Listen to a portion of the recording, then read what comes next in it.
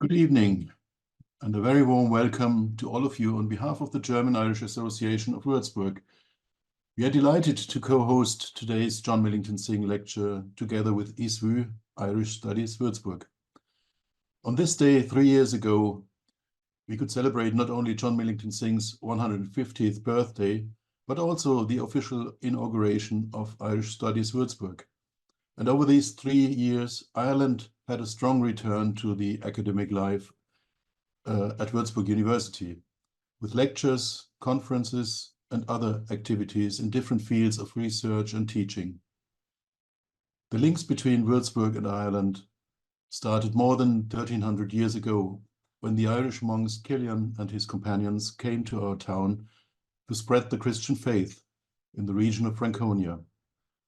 And they are still full of energy today, with 6 active school exchanges, Würzburg's twinning with Bray and County Wicklow, celebrating 25 years later this year, and many more well-established German-Irish relations in the region, for example, between Wild Ashaf and Clonakilty in West Cork, and the little town of Kurnach with Mulla and County Cavan, the home of St. Cillian. At the age of 22, John Millington Synge came to Würzburg in 1894 as a student of music, and it was here that his life changed dramatically. Disillusioned with his average musical talent, he gave up music and went back to Ireland to find a new purpose in life. A successful quest, as we know today. To keep up an awareness of Synge's life and work, and his connection with Würzburg, of course, we started an annual John Millington Synge lecture in 2022. Today, we look forward to Professor Anne Fogarty's contribution to our series of Synge lectures. And on behalf of the German-Irish Association of Würzburg, I would like to thank ISWU, Irish Studies Würzburg, especially Maria Eisenmann, Ina Bergmann, and their dedicated students team for all their enthusiasm and commitment. Thank you very much for your attention and enjoy the evening. Yes, thank you very much, Matthias. A very warm welcome from me as well on behalf of the whole Irish Studies Würzburg ISWU team.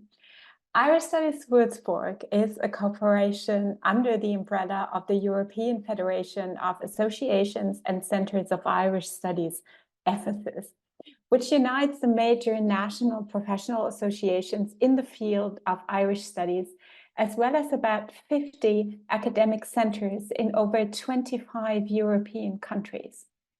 ISWU offers opportunities for cooperation and international dialogue to scholars, PhD students, students of English, non-academic circles, and simply everyone who's interested in Irish issues. ISWU is engaged in the study of the literature, the language, the history, and the culture of the Republic of Ireland, Northern Ireland, and the Irish diaspora. Our activities have so far included authors' readings, guest lectures, workshops, study days, symposia, and much more. And if you're interested in past events, you can find many video casts on our website. So, but why focus on global Ireland at JMU, Julius Maximilians Universität Würzburg? You've already heard a bit about the connection between the city of Würzburg and Ireland. So ever since the Irish monks Cillian, Colonat, and Totnan proselytized Franconia around 686 AD, Würzburg has been considered the Irish city on the continent. One of our university library's proudest and indeed its oldest possession is the Cillian's Evangelia, an early medieval manuscript which, over the years, has attracted many eminent Irish guests, most noteworthy among them President Higgins and Ambassador O'Brien.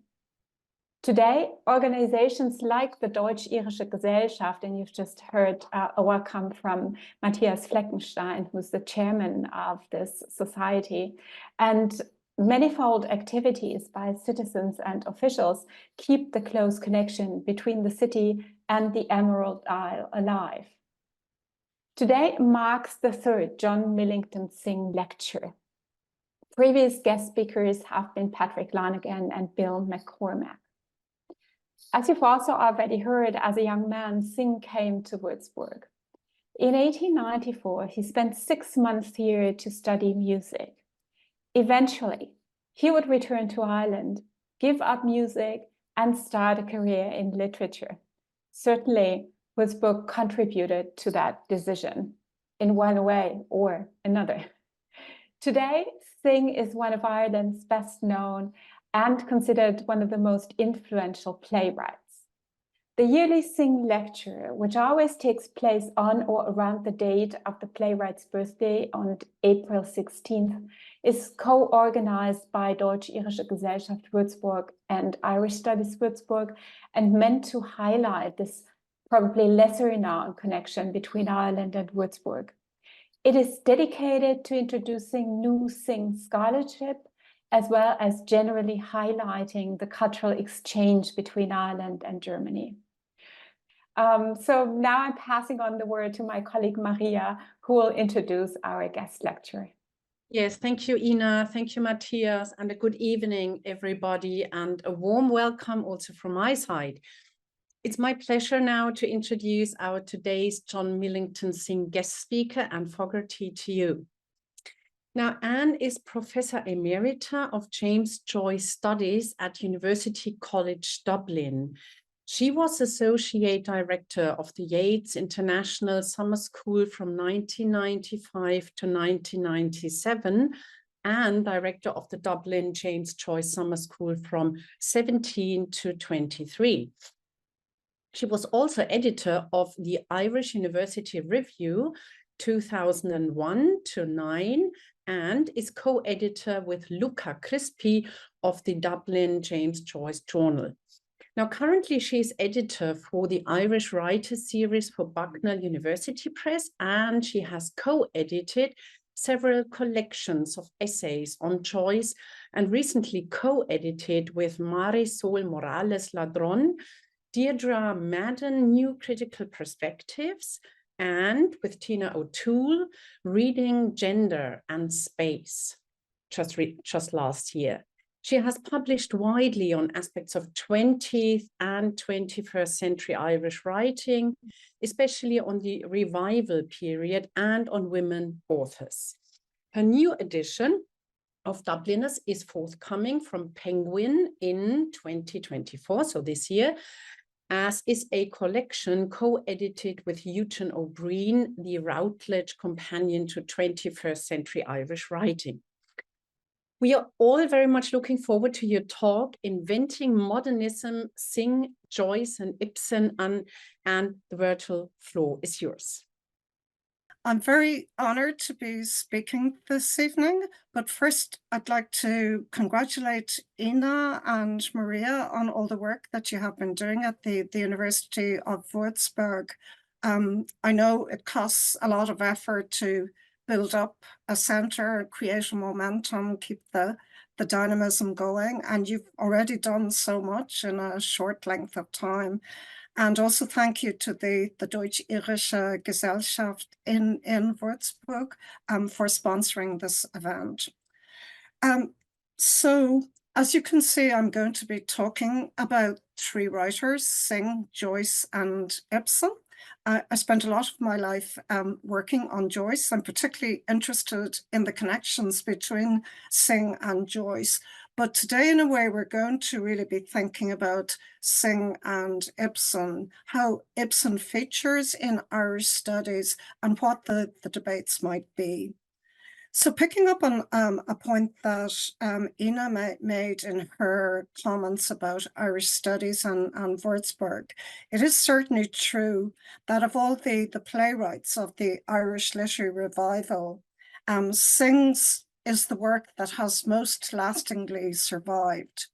His plays continued to inspire academic interest. There have been 2 or 3 major monographs in the last few years alone, and they prompted many new and provocative studies.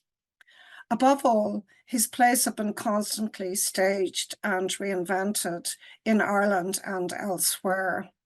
One set of innovative productions was by the Galway company, who called their cycle of Synge plays, which was a cycle of all 6 of the major plays, Druid Synge. The company is called Druid. And some recordings of those plays I've discovered are available all online. And Druid stagings, as well as many other stagings of Synge in recent years, have persuaded us of Synge's modernity and his contemporaneity. He speaks to us in the present. This year, 2024, the Abbey Theatre is making a particular feature of the work of women playwrights and also, in some cases, directors. What they're doing is commemorating several significant anniversaries. The 60th birthday of the playwright Marina Carr, the 40th anniversary of a very well-known Dublin-based theatre company, Rough Magic Theatre Company, founded by Lynn Parker. The 20th anniversary of another company called Landmark Productions, which is directed by a woman, Anne Clark, too. And then the 120th anniversary of the Abbey Theatre itself. The Abbey always seems to have some anniversary on the go. They've given the name to the Gregory Project to this endeavour. And the plays this year so far have included a new play by Marina Carr, Audrey or Sorrow, a new play by Nuala Ní Dhomhnaill, the poet, her version of Aeschylus's Persians, which wonderfully featured Shanno's Irish singing, Hilary Fannon's Children of the Sun, which is based on Maxim Gorky's play of the same name, which just opened last weekend. Later in the year, we'll see stagings of Elizabeth Cooty's The Sugar Wife, Marina Carr's The Boy, which moves to Dublin from London, where it premiered, Mary Manning's Youth, The Season, and Barbara Bergen's Dublin Gothic. So it's a feast for people who, like me, are interested in theatre anyway, but especially plays by women.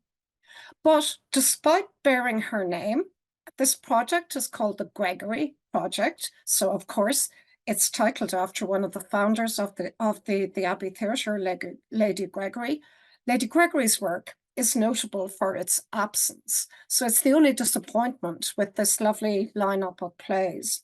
She's invoked, of course, and gives her blessing, as it were, to all of these other playwrights. But a staging of one of her plays, as far as I know at the present moment, is not envisaged. You could also say that Yeats's plays enjoy a kind of invisibility as well. They are intermittently performed, but they're almost largely absent from modern Irish theatres.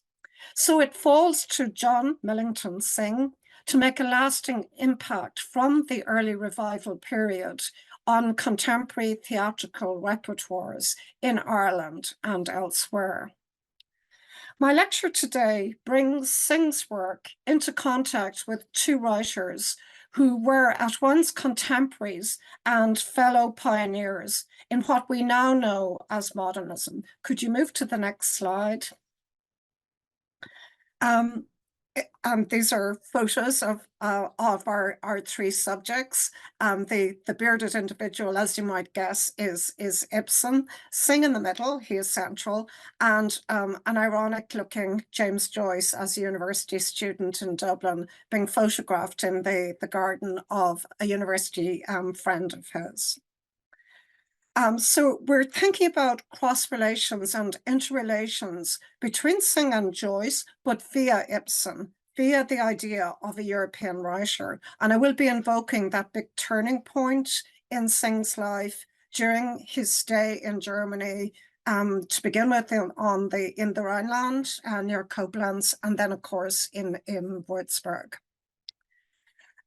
Ibsen and Joyce, in describing this set of relations, figure as rivals. Ibsen, Synge, and Joyce figure as rivals, opposites, antitheses, and competitors who embodied values and aesthetic principles that at times, especially Synge, rejected out of hand.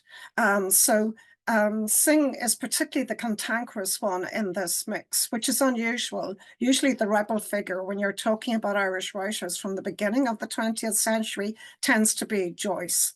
But in this case, we'll see there's a very striking contrast between Joyce's views of Ibsen and Synge's views of Ibsen. Synge is the one who seems to be the rebellious adolescent compared to Joyce, and Joyce's favorite role was to be rebellious. But in this case, Synge really upped the ante. So my purpose is to revisit the subject of Synge and Ibsen, which has been recurrently treated by many scholars. It's not a new topic, but it remains one that fascinates people. And to contrast James Joyce's very extravagant stance on Henrik Ibsen with that of Synge himself, which is much more muted and actually often quite negative, which has puzzled scholars. An initial postulate that I'll put forward is that Ibsen is an inescapable aspect of Irish modernism and a vital instigator and catalyst in both revivalism and modernism, two very intertwined movements, but still separate at some points. Irish Ibsenism is a multifaceted, ever-changing and fluid phenomenon. It's at once a series of debates, a set of rhetorical positions, as we'll see, and a fluctuating set of views. In fact, most of the lovers or even haters of Ibsen in Ireland tend to change their perspective and viewpoint at various stages, so you can never reliably say what they think. Contradiction, inconsistency, and variegation are, from the word go, facets of the reception of Ibsen in Ireland.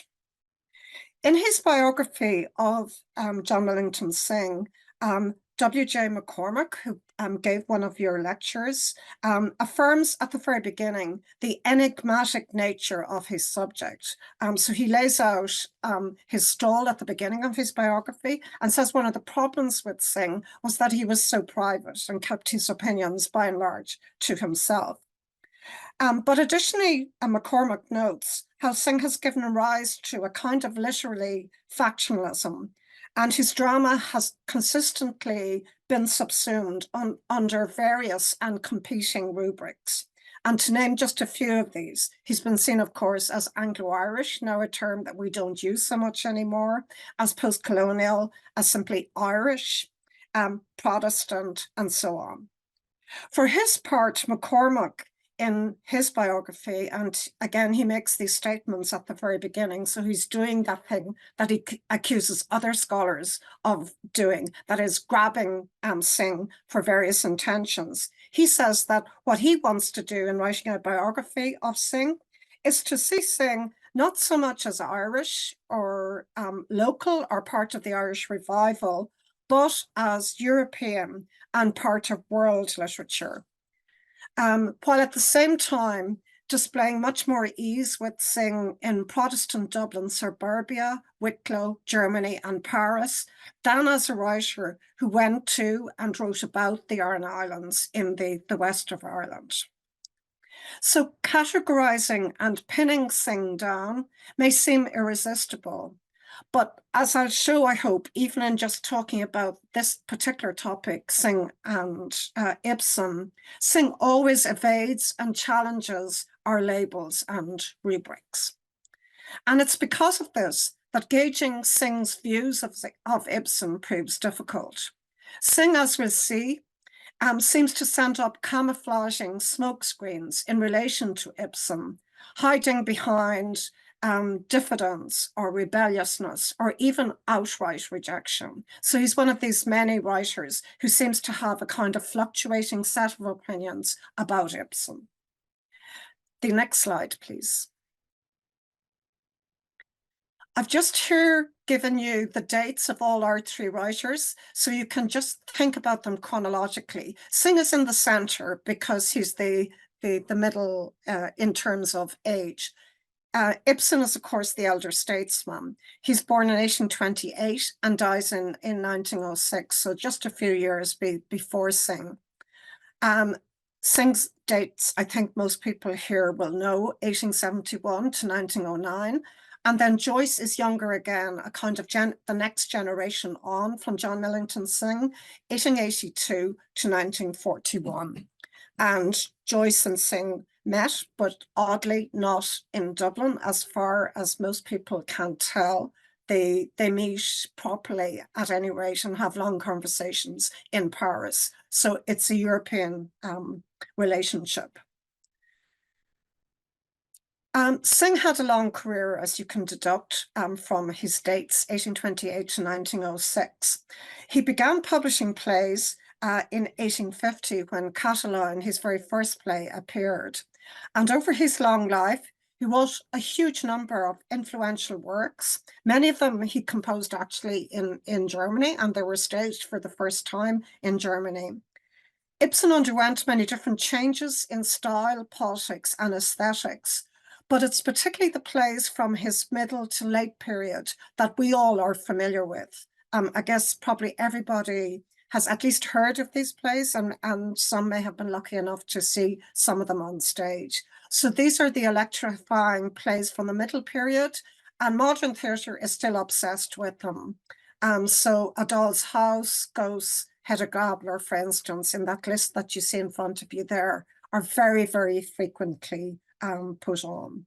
And it's particularly A Doll's House that we're going to be thinking about in relation to Synge.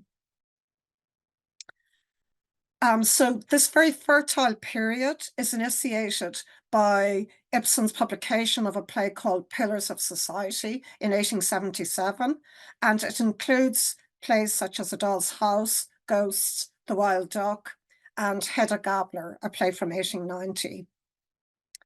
Ibsen was at once the most successful and bizarrely also the most controversial writer of his day. So even though his works were well received, they sold in huge numbers. In fact, he was a kind of publication success. He moved away a little from live staging of his plays to the publication of them, especially when he was living in Italy and Germany.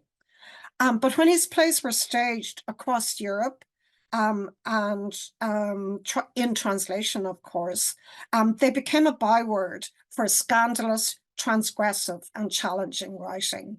The literati and certain aspects of his audience tended to like these plays, but other more conventional aspects of Ibsen's audiences quarreled with all of his topics. So Ibsen's plays triggered a huge number of debates. Ibsen became a byword for the scandalous, but he also became a measure of literary standards and of avant-garde influence. And this is partly why Synge and Joyce pay attention to him. Of course, he is a playwright too, and both of them are avidly interested in the theatre, even though Synge very oddly, belatedly finds his way to theatre while in Germany. W.B. Yeats, the Irish poet, championed Synge and was a discerning reader of his work, but he also sought to mold Synge's reputation. Next slide. And in fact, many modern readings of Synge set out to topple Yeats's apprehensions of him. So I just quote from one of Yeats's famous essays written about Synge after Synge had very prematurely and tragically died. Synge sought for the race, not through the eyes or in history, or even in the future, but where the monks found God, in the depths of his mind. And then at a later point in the same essay, very firmly, Yeats says, Synge seemed by nature unfitted to think a political thought. Now it's clear that a particular view of Synge is coming through here. Yeats posits Synge as a genius, of course, but he does so by underscoring his mysticism and his otherworldliness. All of his inspiration comes from within. It doesn't come from that very famous chink in the floorboards looking outward at the world. And he also seems to cut Synge off from the political world. Again, Synge is so spiritual and inward-looking that politics don't matter for him. Nicholas Green, who is a pioneering and prolific Synge scholar, in a recent essay sets about to weigh up these categories to which we think about Synge. So we see the Yeatsian ones, a genius, a mystic, but otherworldly. For Green, the categories are otherwise. In the essay, he's, as the title there shows you, he's trying to weigh up whether Synge is a late romantic or a proto-modernist. And this, in fact, is one of the big debates of our period. And in fact, I think maybe a kind of line of division between the older Synge scholars and newer Synge scholars who've come on the scene in recent years. And what Green concludes in his essay is that Synge is not a modernist. He opts instead for thinking about Synge as a late romantic, so a kind of a variation on romanticism that comes in late. He feels that Synge was never a radical iconoclast such as Stravinsky or James Joyce. It was not only when under attack that he asserted the representational realism of his work. That was a fundamental part of his aesthetic. He reacted against the European writers, generally identified as the forerunners of modernism: Émile Zola, Henrik Ibsen, Charles Baudelaire, Maurice Maeterlinck, and Huysmans. And many of his themes and imaginative preoccupations can be identified with the attitudes of Romanticism. Now, to a degree, Green raises as many questions as he answers in his statements here, because one question that you could pose is whether proto-modernist and late romantic are binaries. Are these options? Does one preclude the other? Yeats famously, in one of his poems, thinks about himself and some of his fellow poets and playwrights as late romantics, but of course they're also classified as modernists too. So maybe these aspects of Synge overlap and don't divide up in the way that Green is assuming. Next slide. I move to a younger scholar, Paige Reynolds, who thinks about Synge in a different light and is adamant that Synge is a modernist. Like modernist playwrights such as Ibsen and Jarry, and you remember Green saw Ibsen as the opposite of Synge, here he's correlated with him. Synge employed innovative form and controversial content to engage and to shock his audiences into self-critique. Synge deftly created Playboy as an allegory of his politicized Irish audience, hoping to trouble the Abbey's middle-class nationalist theatregoers. So the underlying speculation in what Paige Reynolds says here, apart from grabbing Synge once again for a particular category, the radical category of the modernists, and also the European playwright, Ibsen and Jarry, and this is the Jarry who composed Ubu Roi. What Paige Reynolds is thinking about here is that Synge very self-consciously staged Playboy of the Western world, that the so-called riots or the disturbances, if we want to use a slightly more neutral term, that occurred during the first week of performances of the play did not come about by accident, that Synge had deliberately fashioned Playboy to a degree on the strength of the negative reaction to some of his other plays in order to get this kind of reaction once again from his audience and to hold a mirror up to them. So Reynolds sees Synge as a highly self-conscious producer of plays and a kind of writer of meta-theatre that invited audience participation and response in a highly radical fashion. So we'll move on again to a more recent book by a younger scholar who teaches now in Trinity College Dublin, called Sean Hewitt. Next slide. And again, as you can extrapolate from Hewitt's title, again, we're meeting a scholar who very definitively sees Synge as a modernist and also, contrary to Yeats, as highly political. To read from the quotation, Synge was a dramatist who was formally experimental and who persistently sought to produce a literature that he saw as adapted to present conditions and concerns. Synge's project historicizes the peasantry, deconstructs and protests against what he perceives as the discursive violence of romantic cultural nationalism, and is ultimately modernist because it insistently registers the growing impossibility of romanticism. It is perhaps most useful to consider Synge as a romantic in temperament and a modernist in practice. So Hewitt, of course, is revisiting this dividing line, Synge being on the cusp between romanticism and modernism.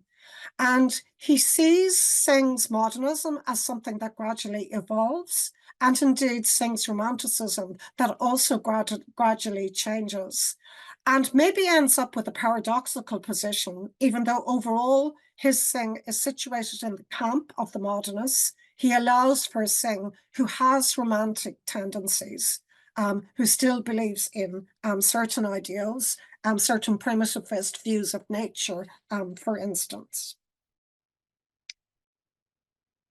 We move to the next slide.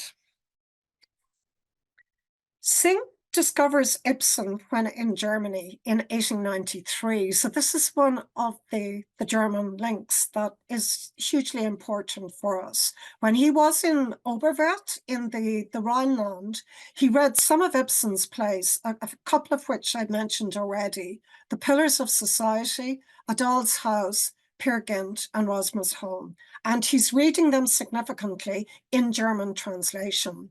I'm quoting from McCormack's biography here. As McCormack notes, his diary names the plays in German, so that shows us that he's encountering the plays, possibly for a first time, in their German translation. There was kind of Ibsen mania throughout Europe in this period, but especially in Germany. Ibsen lived in Germany for periods of time, and particularly this mania was at its height in the late 1880s and 1890s. And Synge seems to have been swept up in this, even though he also keeps a kind of measured distance, as we'll see. Interestingly, he's encountering a Europeanized Ibsen. So that might be one of the attractions of Ibsen for Synge, but we'll see there are other aspects of Ibsen that he disagrees with at a later point. So it's not the Anglophone Ibsen that he's encountering, it's something else. Ibsen also possibly attends an Ibsen play in, I'm sorry, I'll start that again. And Synge also possibly attends an Ibsen play when back in Dublin in 1903, the Incorporate Stage Society's London production of When We Dead Awaken, a play that's also very significant for James Joyce, as we'll learn later.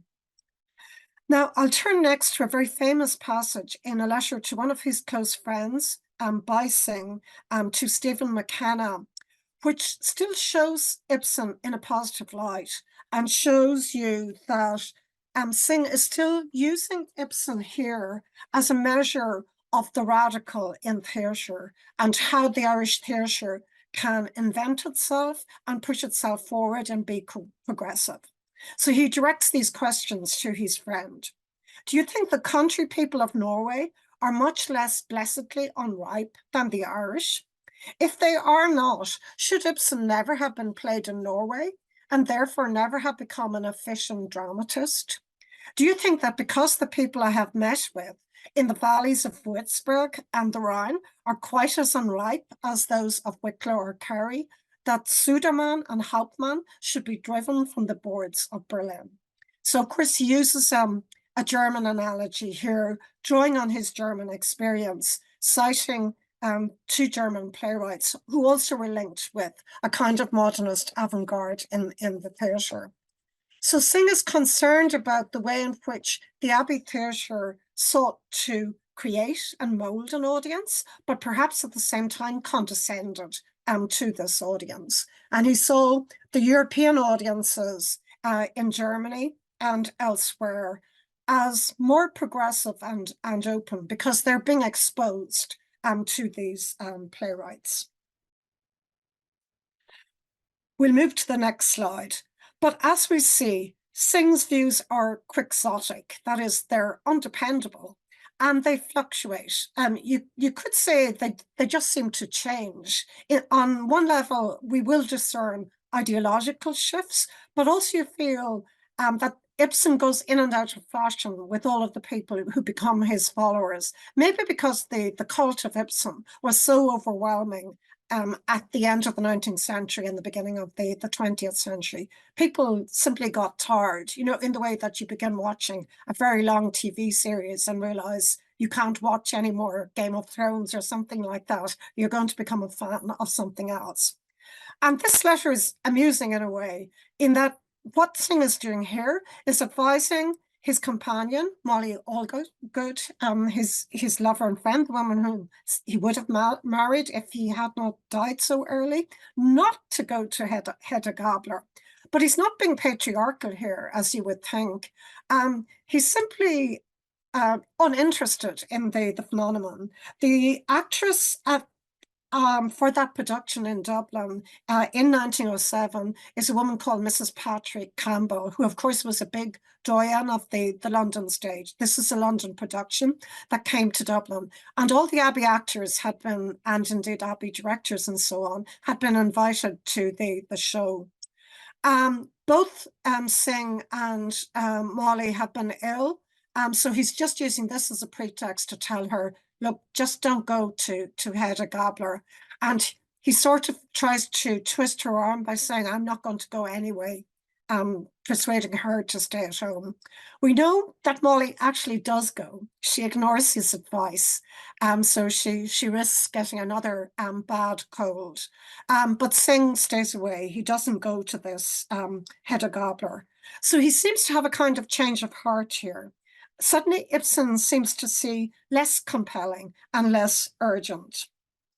But of course, as many of you will know, it's in the very well-known prefaces to his plays that Synge's rethinking of Ibsen comes through. So we'll move to the next slide. And I'll touch first on the preface to A Tinker's Wedding. The drama is made serious in the French sense of the word, not by the degree in which it is taken up with problems that are serious in themselves, but by the degree in which it gives nourishment, not very easy to define, on which our imaginations live. The drama, like the symphony, does not teach or prove anything. Analysts with their problems and teachers with their systems are soon as old-fashioned as the pharmacopoeia of Galen. Look at Ibsen and the Germans.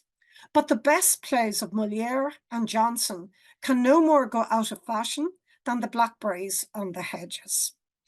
Now, it's an intricate passage, but it's also full of a kind of bravado or a kind of swagger or exaggeration that Synge seems to reach for in these prefaces. And it's a bravado that's very often directed against other writers. And Ibsen comes in as a target all of the time. Here it's Ibsen and the Germans.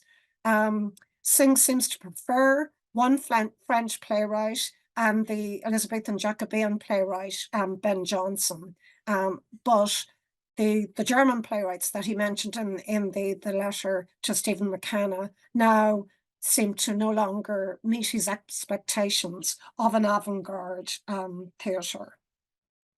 He is, of course, consciously formulating an aesthetic in these prefaces. He's also a little bit on the offensive. His plays have been attacked, and he's fighting back now against negative opinions and situating himself very strongly in the field of Irish theatre and European theatre. Also, as we'll see later, links with Ibsen have worked to the detriment of Synge. When reviews of his plays used words like Ibsenite, they always used those terms to attack Synge as well.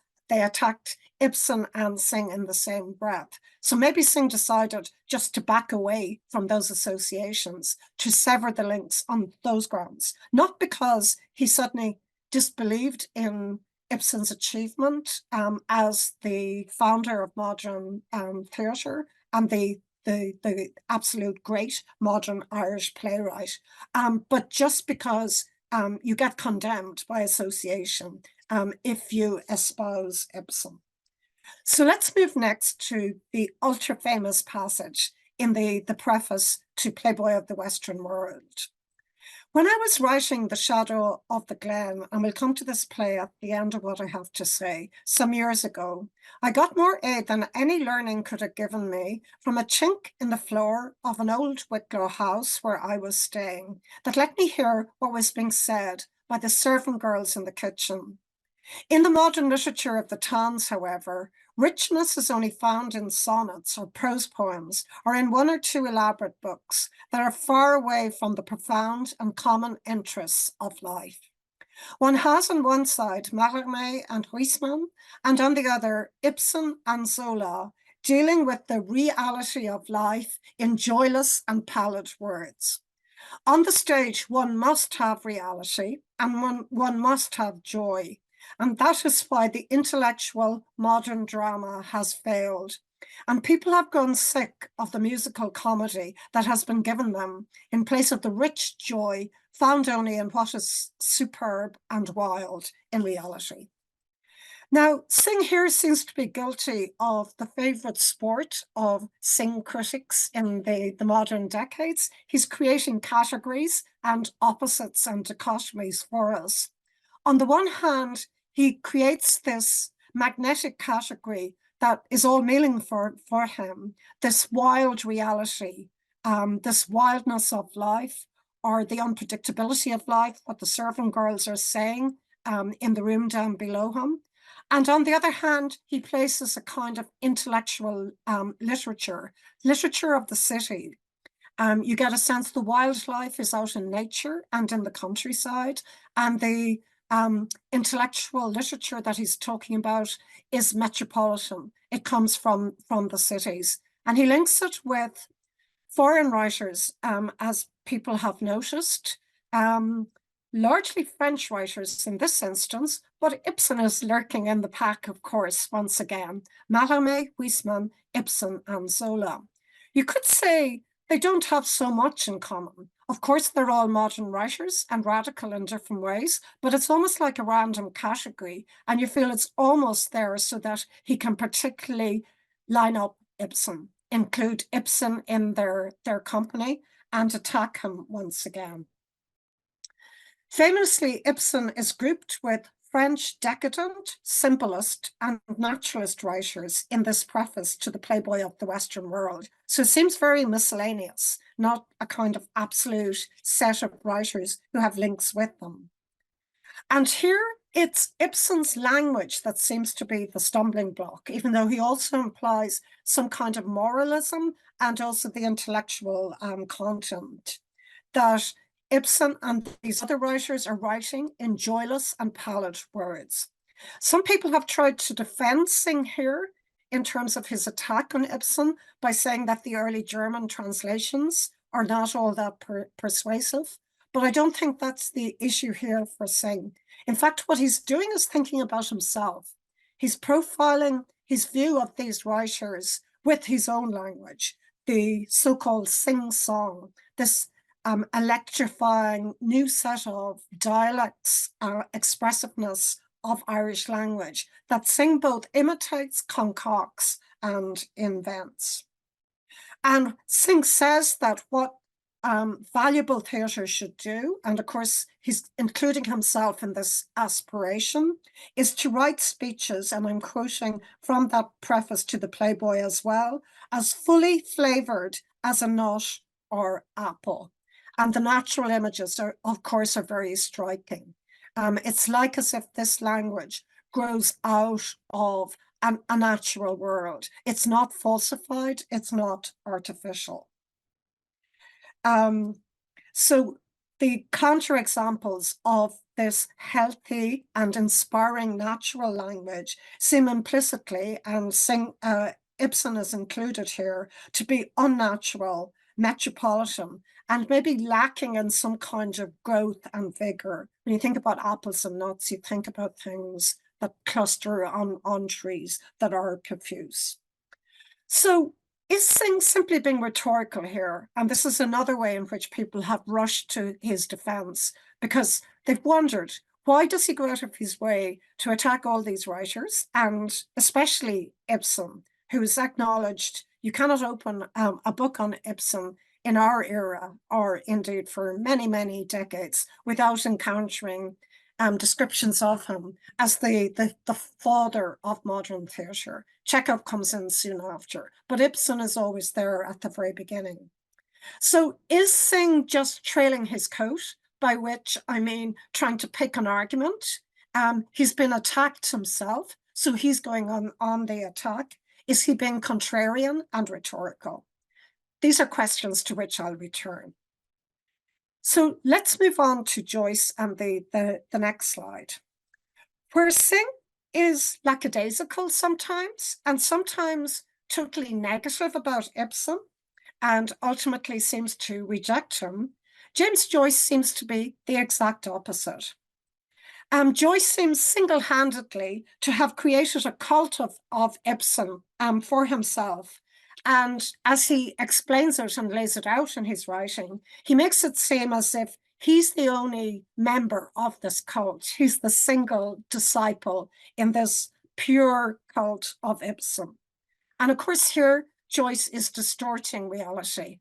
And I think for a long time, I kind of believed Joyce. I would have come to a lot of these ideas about Ibsen through Joyce's work, and would have believed that no one else was reading Ibsen or thinking about Ibsen, and it redounded to Joyce's intrepid cultural interests alone, that Joyce wrote about Ibsen, so that Joyce was showing how European and cosmopolitan he was.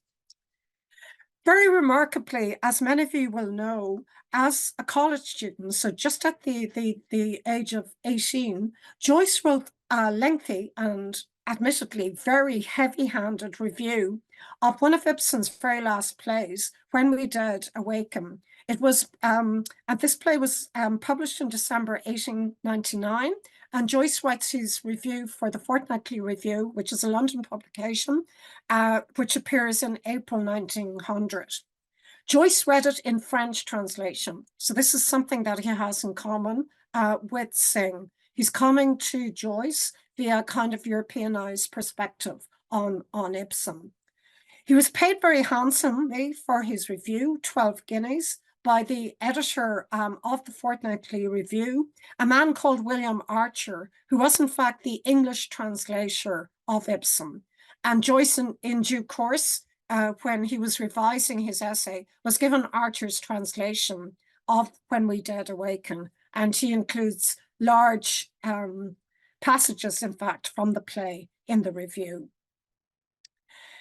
Ibsen subsequently wrote to Archer to thank Joyce, and Archer duly relayed the letter, which had been written in Norwegian, in translation to Joyce. So there's another relay of languages linking the writers here.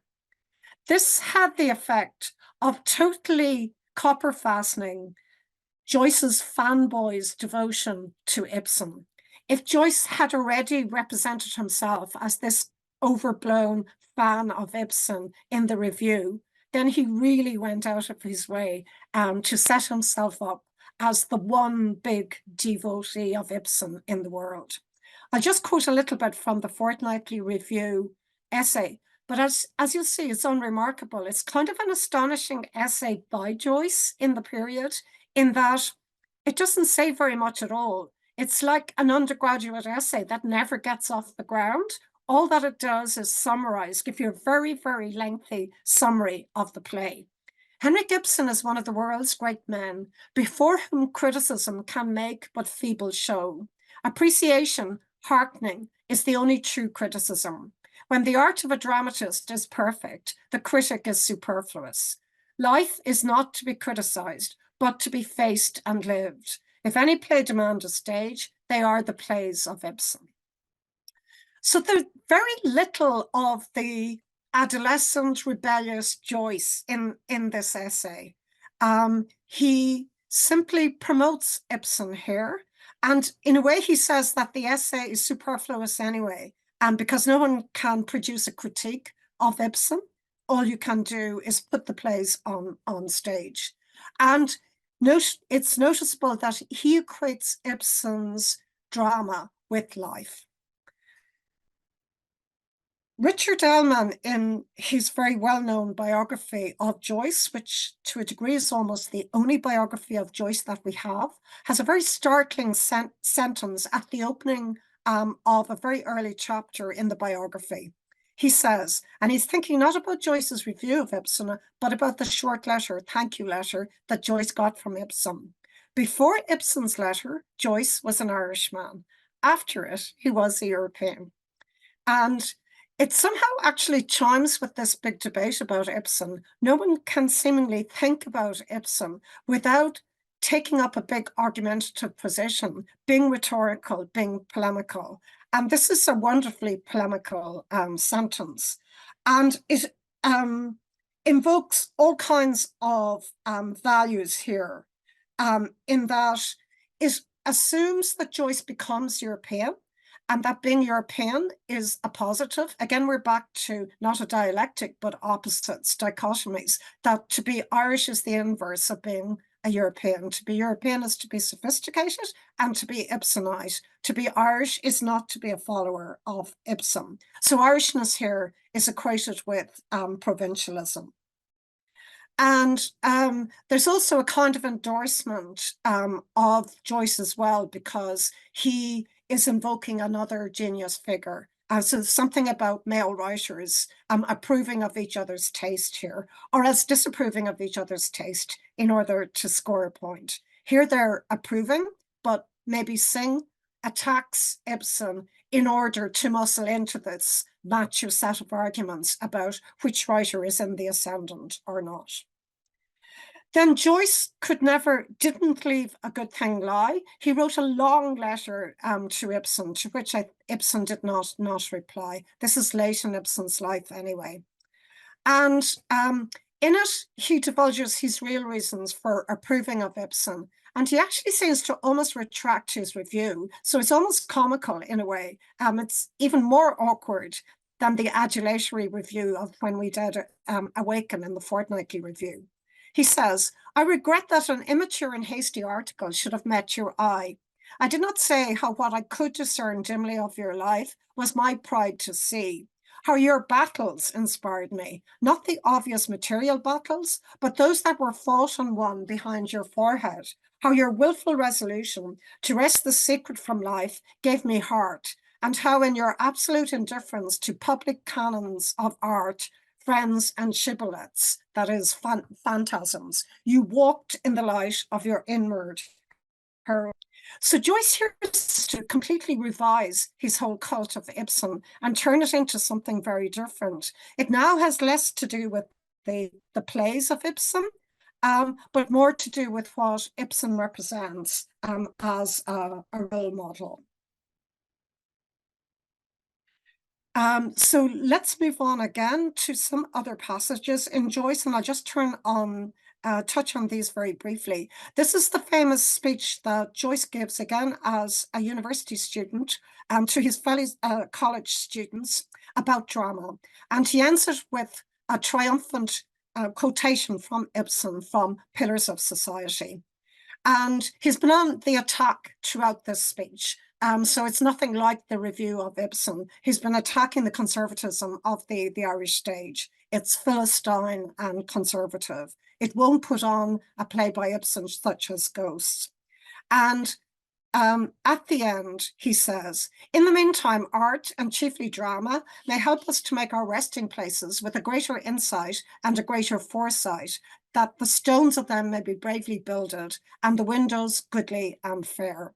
He's saying here that theatre will save society. A society that is degenerate and stagnating like Irish society needs theatre. What will you do in our society, Miss Hessel? Asked Roland. I will let in fresh air, Pastor, answered Lona. So there's an interesting set of connections with those metaphors in Synge's preface of the nuts and apples, this idea of a health-giving art form that is real theatre. Here, the theatre that Joyce is envisaging via Ibsen, and of course, also thinking about himself in the future, will bring fresh air into Irish society. And this fresh air is a trope for health, for change, and also a metaphor, I think, for the inspiration of the new. Moving to the next slide, this is a quotation from the early version of a portrait of the artist as a young man, which is known as Stephen Hero. Can you go to the next slide? Yes. And I won't read this in full because you see here Joyce is simply repeating himself.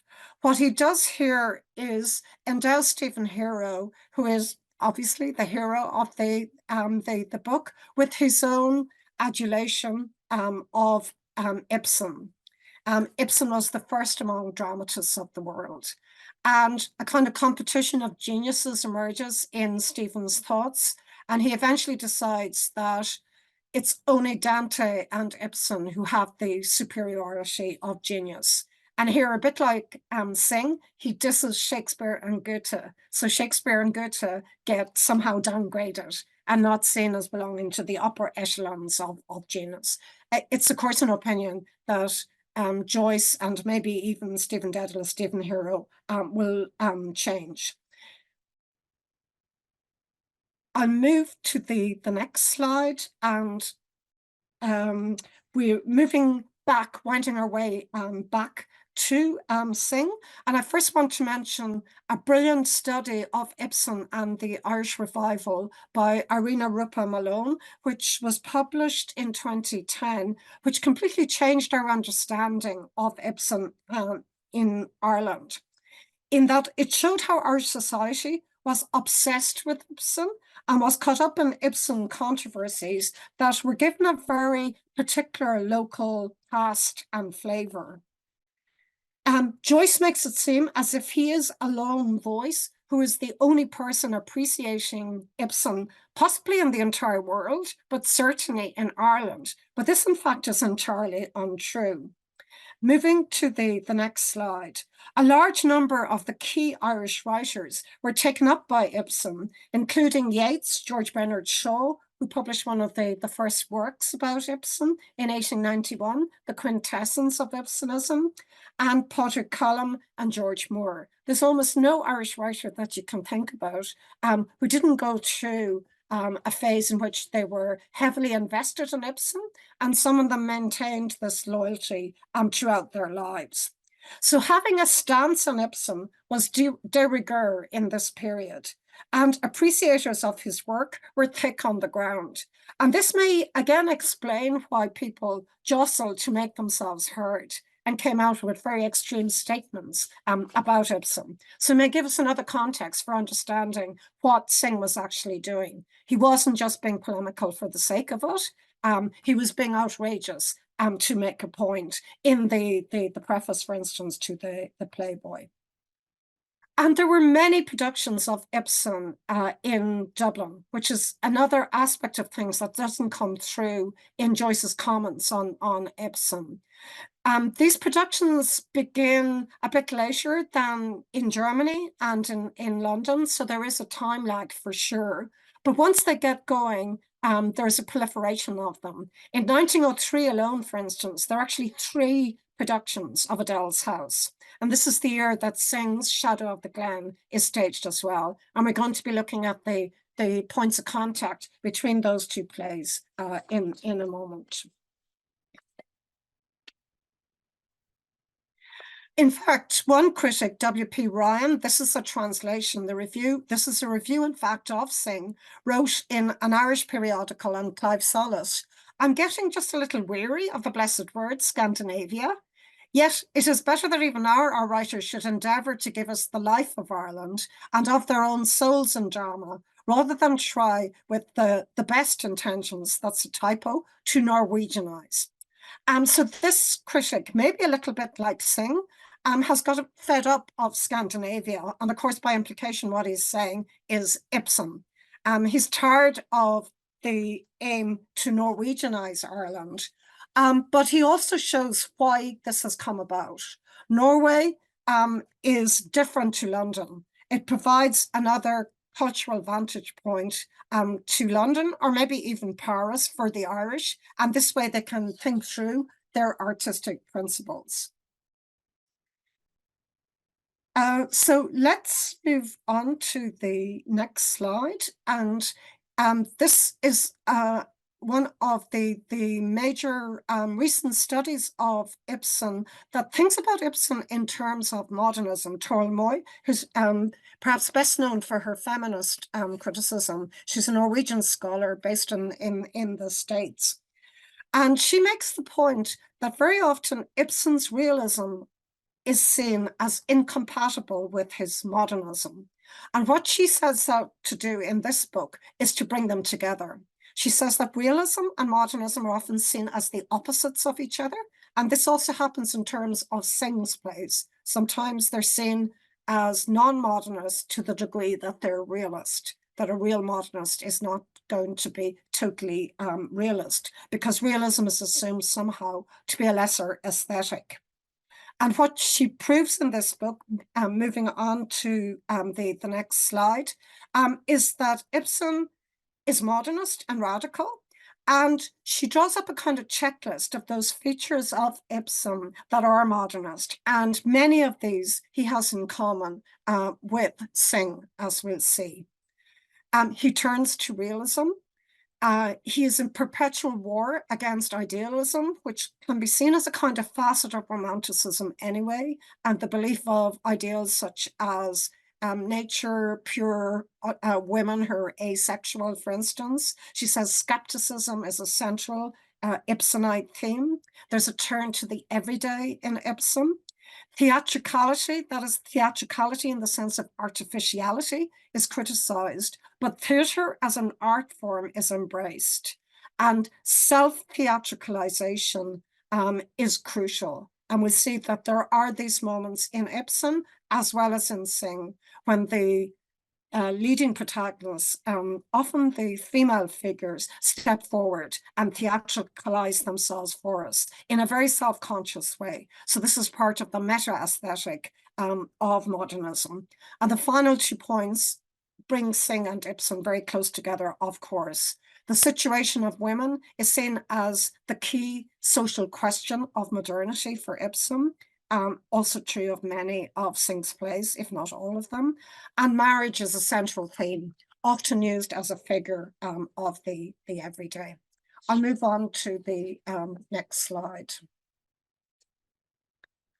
Here I'm just going to touch very briefly, summarize different critics who've tried to come to some overall account of Synge's attitudes to Ibsen. And you'll see here, it's almost chaotic. All of these critics are trying very hard to make sense of Synge's fluctuating arguments and all of the rhetorical positions inside these arguments anyway. What Christopher Murray, a colleague of mine who sadly died just a few weeks ago, so I'm very happy to quote his brilliant book here, says that Synge disowned Ibsen, reviled naturalism, and set out to establish his own style. His plays are best understood then as variations upon the Ibsenite drama of revolt. So you see a kind of paradoxical set of statements here, that Synge is disowning Ibsen, but he writes plays in the Ibsenite manner, dramas of revolt. And moving to the Norwegian critic Jan Setterquist, who's actually written a book about Ibsen and Synge, he tries to think through the differences between the two playwrights. He says that Synge is first and foremost an observer of the events of life rather than of inner conflicts. Nevertheless, a problem is inherent in practically all of Synge's plays. So what he's saying here is that Synge writes problem plays in the manner of Ibsen, but then he deviates. So he inherits some templates from Ibsen, but he changes them. We don't get the interiorization of the self that we meet in Ibsen. Or possibly you could modify this and say we get it only in part. We'll move on to the next slide. So this is Frank McGuinness, the playwright, who has, of all the Irish writers, produced the most versions of Ibsen and is as much an acolyte of Ibsen as James Joyce, if not greater. And McGuinness is totally perplexed by what Synge did in his preface. He says, one other name is added casually, astonishingly, to the list of the condemned, Ibsen. So he can barely take it that Synge sets out to attack Ibsen. But what then McGuinness argues is that Synge's unpublished and unstaged play, which by a kind of false consensus, I think, is seen as a bad play when the moon has set. It was rejected famously by Gregory and Yeats above all, so never staged by the Abbey, was his most Ibsenite play. And Synge, we know, kept working on the play to the end of his life. And McGuinness actually argues that perhaps now is the time to stage it, that we should rethink it anyway. Why do we all dismiss this play? But because it is his most Ibsenite play, he sees it as a kind of apology to Ibsen. So there's a kind of recompense to Ibsen here in this lost but hidden play in the corpus of Synge. If you own the collected plays of Synge, you'll find it buried at the back. So it's like as if Ibsen is always hiding in plain sight in Synge. He's always vanished and gone, but there at the same time. So let's move to the next slide, which I'll just touch on very briefly. This is another UCD colleague, Anthony Roach, in his Synge and the Making of Irish Drama. And he comes to the conclusion that Synge's views of Ibsen are complex and ambiguous, and that they have been misconstrued anyway. And possibly Synge in turn is deliberately misconstruing Ibsen too. And so we'll never really fully be able to make sense of what's going on. But he thinks that he rejects Ibsen in the preface to a Playboy because he wants to draw attention to the Irishness of the language. So he doesn't want Ibsen to be in the mix because Ibsen becomes too associated with the European, Dano, Norwegian, or indeed German, other languages as well. So I'll move finally to thinking about The Shadow of the Glen and A Doll's House. It's the play by Synge which must, of course, invoke Ibsen. It can't but be doing that because we have the coincidence of the two women called Nora. Nora in A Doll's House, Nora Helmer, and Nora Burke, as you'll know, in The Shadow of the Glen. And what I'm going to do here is to juxtapose the comments by the two husbands in the play. Helmer, the husband in a Doll's House, and some of his words to Nora before she leaves. He doesn't know she's going to go yet, but this is what triggers her. And it's not just mansplaining. He is being hugely patriarchal and condescending here. They've survived a big crisis. What happened in the play is Nora has taken out a loan to nurse her husband through an illness, but forged a signature, which would have made her legally liable. She's condemned on these grounds, and one of her husband's employees tries to blackmail her as well, and then threatens to expose her. But there's a big peripeteia at the end of the play. The IOU is returned, and so everyone is off the hook. Helmer is interested more in his own reputation than Nora is, she realizes at the end. So everything should be resolved, but for Nora, the play is only beginning. She suddenly realizes everything's changed. And this is what he's saying, and it brings things crashing down around her ears.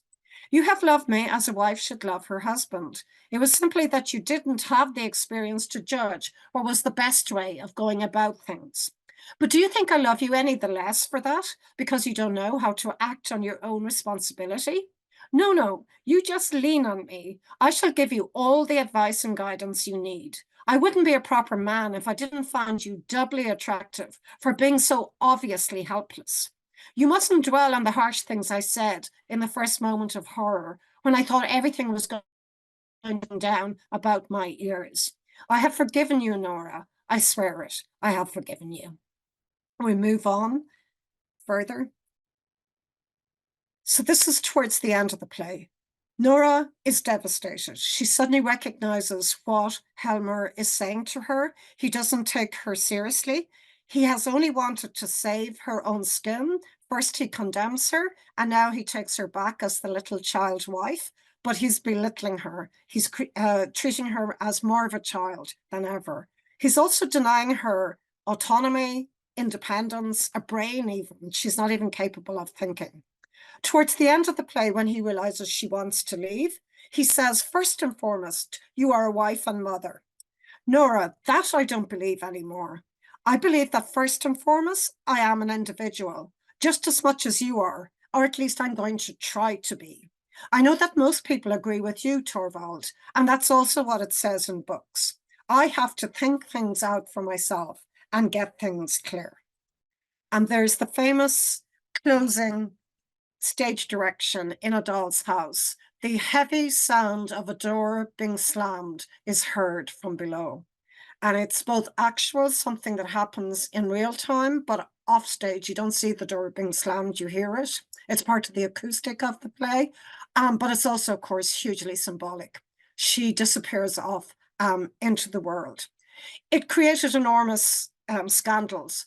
There was a famous German ending of A Doll's House, because one of the leading actresses in Germany refused to act the part, particularly the ending. The ending was seen as scandalous. I think not so much because Nora was leaving her husband, but because she was abandoning her children. And this actress just refused to act the part. And unbelievably, Ibsen changed the ending for her. So he wrote a new ending in which Nora begins to think about not having access to her children. Helmer gets vengeful and he says, you're not going to be able to see your children anymore. Even though at one point Nora says, that's okay. You think I'm a child anyway. I'm not capable of mothering them. But this German Nora is given the chance to stay with her children, not so much stay with her husband. So the door does not slam. So let's move then to Shadow of a Glen. There's much reference to the door here as well. Nora looking at the tramp. Is it dead he is or living?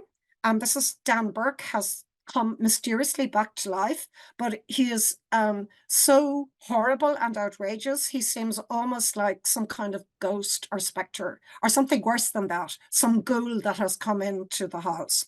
Dan, who is the husband, turning towards her. It's little you care if it's dead or living I am, but there'll be an end now of your fine times and all the talk you have of young men and old men and of the mist coming up or going down. He opens the door. You'll walk out now from that door, Nora Burke, and it's not tomorrow or the next day or any day of your life that you'll put in your foot through it again. Tramp standing up. It's a hard thing you're saying for an old man, master of the house, and what would the like of her do if you put her out on the roads? And moving on to the next slide. Dan, let her walk around the like of Peggy Kavanagh below and be begging money at the crossroads or selling songs to me. Walk out now, Maura Burke, and it's soon you'll be getting old with that life, I'm telling you. It's soon your teeth will be falling and your head will be the like of a bush where sheep to be leaping a gap. Tramp at the door. You notice the door keeps coming up. Come along with me now, lady of the house. And it's not my blather you'll be hearing only, but you'll be hearing the herons crying out over the black lakes, and you'll be hearing the grouse and the owls with them, and the larks and the big thrushes when the days are warm. And it's not from the like of them you'll be hearing a talk of getting old like Peggy Kavanagh and losing the hair off you and the light of your eyes. But it's fine songs you'll be hearing when the sun goes up, and there'll be no old fellow wheezing the like of a sick sheep close to your ear. Moving on again. Nora replies to him, I'm thinking it's myself will be wheezing that time with lying down under the heavens when the night is cold. But you've a fine bit of talk, stranger, and it's with yourself I'll go. She goes towards the door, then turns to Dan. You think it's a grand thing you're after doing with your letting on to be dead? But what is it at all? What way would a woman live in a lonesome place, the like of this place, and she not making a talk with the men passing? And what way will yourself live from this day with none to care for you? What is it you'll have now but a black life, Daniel Burke? But it's not long, I'm telling you, till you'll be lying again under that sheet, and you dead surely. She goes out with the tramp. Michael is slinking after them, but Dan stops him. And there's a coda to the play. The two men make it up with each other. Michael is perhaps a would-be lover of Nora. The two men share a drink at the end. But the revolutionary moment comes a little bit sooner than in Ibsen. She goes out with the tramp. And of course, there was outrage in Dublin, as there was in plays across Europe, about this Nora walking out too. And I just some things up here in thinking about the differences between Synge's play and Ibsen's play.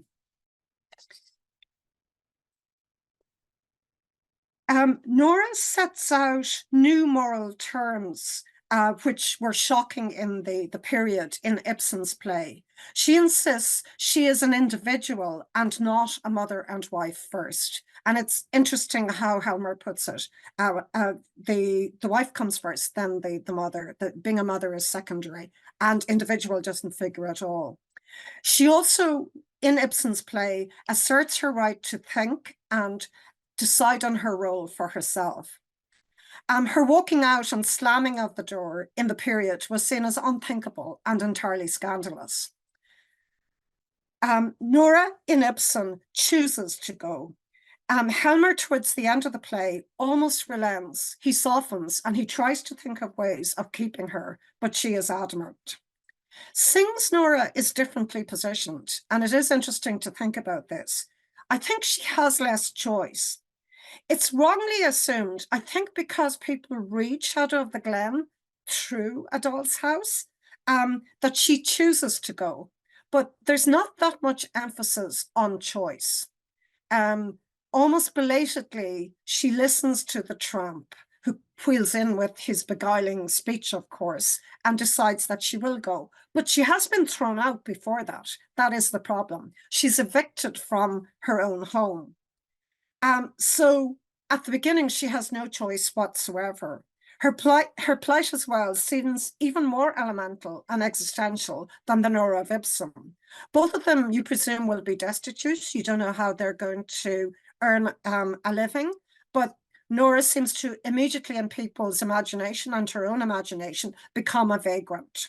Dan condemns her to vagrancy and destitution, and he sees this as a kind of punishment. And he enjoys translating her and her body into something Gothic and subhuman, thinking about her as this old, decaying woman.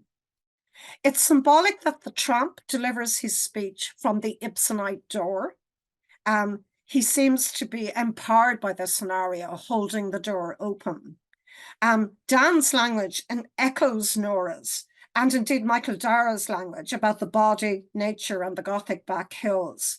The tramp's language is new. It seems to be that language, that wholesome language of apple and nuts that Synge was talking about. It's full of enticements and revivifying images. The tramp doesn't see the body as punishment or as being accelerated into old age. It's linked with sensory pleasure and spring-like images of renewal. Nora, however, in the speech that you can still see here on the slide, darkens the picture the tramp conjures up. In Synge, it's Nora who is like the husband, I think, in A Doll's House. So she doubles up on the Nora of Ibsen, but she also takes over some facets of Helmer in A Doll's House. She berates Dan in the manner of the moralistic Helmer in Ibsen's play. She raises questions about fraudulence, about what was Dan Burke up doing anyway, pretending to be dead. But she also raises devastating questions about female desire and even female promiscuity. What way would a woman live in a lonesome place and she not making a talk with the men passing? So I think ultimately there's a bleaker vision at the heart of Shadow of the Glen than A Doll's House.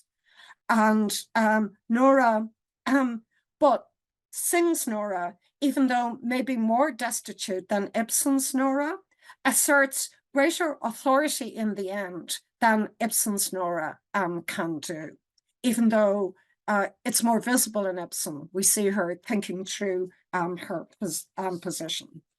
I'll end there. I was going to touch on links between Hedda Gabler and A Playboy of the Western World, but those are ideas for another day. So to conclude, Irish modernism is entirely unthinkable without Ibsen. He acts as many different things as you will have seen, as a catalyst, as a role model, as a kind of irritant, as a source of debates and arguments and points of contention. He acts and serves as a foil to the Irish modernists Synge and Joyce, and also the means by which they articulate their own aesthetic. Through their quarrels with Ibsen, they are developing their own ideas about theatre. Ibsen's belief in life and light as metaphors for what art can achieve is taken over by Synge and Joyce in service of their own works that revolutionized Irish writing, letting in fresh air, as Joyce foretold, and creating fully flavored, apple-like, nut-like novels and plays teeming with creative energy, as Synge also declared. Thank you. Thank you, Anne, for this intriguing, very convincing talk, which I assume everybody has learned so much tonight. The floor is open now for questions. As I don't see many faces, maybe you put up your artificial hands. You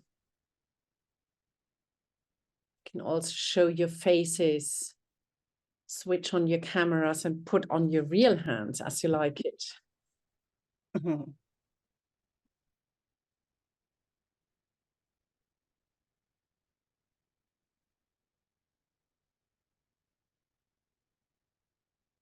Kirsten.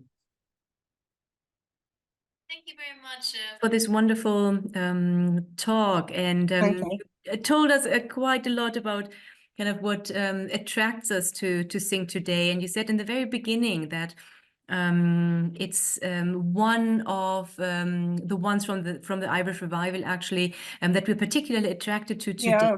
And I was wondering, I think you gave us many reasons of why that is the case, the kind of his interest in the topics, but also the kind of the way he uses form, even some of the more problematic issues. I just wonder, what's your personal opinion? Why is that? Why is it that in a way he is the one who's not only survived, but the one that we are particularly attracted to today, as you just said? Yeah, it's a big set of questions. I think, well, obviously the value of his plays, but also Synge had his promoters over time, Yeats and so on. So they already created, there was a cult of Ibsen, but there certainly was also a cult of Synge. Synge certainly was disputatious, a kind of outsider figure, but he was much lamented. So I think even the fact of his early death, the kind of romanticism of his career, that there was so much promise there. The book that Sean Hewitt that I mentioned thinks about Synge's modernism in terms of the drafts and notes for plays that he left behind him on his deathbed. And we recognize he would have been more radical in the future. He has been very well served by his critics, I think, all across Europe, in Ireland, the States, and elsewhere. So I think that kind of machinery has kept the discussions going as well. And of course, plays must be staged. They will kind of die. In Synge's era, I think it might have been more common to read a play, but I must admit I would do that I actually almost only would do it for academic purposes now. I would never, I read a book of poetry, but not a play itself. So Synge really was at the heart of that theatre. Of course, so Casey came along as well, and he has a certain kind of command over Irish theatre, but Synge is kind of unusual in that it's almost all of his plays. They don't all regularly get staged, I will admit. It's primarily Riders to the Sea and Playboy of the Western World, but they're seen as George Bernard Shaw talks about the quintessence of Ibsenism in his book about Ibsen. There's something about the Playboy. Everyone recognizes you must read Playboy of the Western World, and you must have new Playboys. It must be put on again and reinvented for a new generation because it's so central. So Synge really seems to have situated himself at the center of the debate about theatre. But I think also because of the quality of his imagination, it was so radical. You could say, why wasn't it Yeats? He wanted to be there. But I think I've almost only ever seen Yeats's plays at the Yeats Summer School in Sligo, where they get performed by the students. He's never performed in Dublin. And Lady Gregory, as I mentioned at the very beginning, has vanished, I think, partly for gender reasons. Some of those plays are actually staged a little bit more, though, by amateurs rather than by the professional theatre. But Synge made himself essential, a kind of part of debates, and maybe also the controversies helped. That they keep things live, and he recognized that himself. He has a comment to the effect about the riots in the Abbey, that they're no bad thing. They say there's no such thing as a negative critique if it keeps you out there in front of the public eye. You'll suffer a bit, but the debate keeps going. Thank you so much. That's wonderful. Great. Thank you. Yes, thank you for this comprehensive answer. And again, thank you for your talk. We have actually run out of time, as I can see. And I don't see any other hands. No. Okay, so thank you again, Anne, for this great talk. We all enjoyed it very much.